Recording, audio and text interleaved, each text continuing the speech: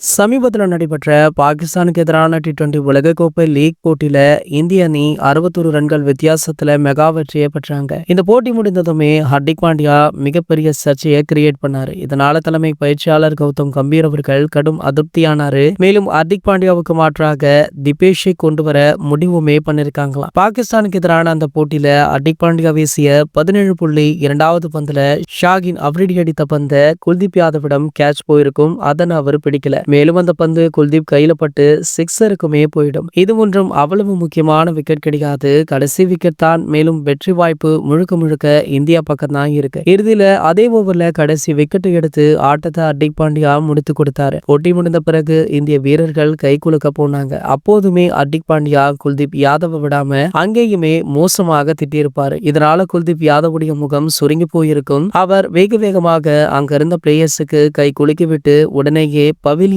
போயிருப்பாரு. அங்கே சோகமாக காணப்பட்டிருந்த குல்தீப் யாதவிடம் நம்ம கம்பீர் அவர்கள் பேசியிருக்காரு. மேலும் ஹர்திக் பாண்டியா தொடர்ந்து இது போல மற்ற வீரர்களை அவமதிப்பது இனி ஏற்றுக்கொள்ள முடியாது. இனி இந்த விஷயம் தொடர்ந்தா கண்டிப்பாக ஹர்திக் பாண்டியா அணில இருக்க மாட்டாரு. இனி நான் சொல்றதுதான் நடக்கும் அப்படின்னு பயிற்சியாளர் கௌதம் கம்பீர் அவர்கள் டிரெஸ்ஸிங் ரூம்ல ஹர்திக் பாண்டியா அவர்களை விளாசியிருக்காரா. சோ இந்த தகவல் தற்போது சோஷியல் மீடியாக்கள்ல படு வைரலுமே ஆகிட்டு இருக்கு. இது போன்ற செய்திகளை பத்தி நீங்க உடனே தெரிஞ்சுக்க நம்மளுடைய சேனலை மறக்காம சப்ஸ்கிரைப் பண்ணிக்கோங்க.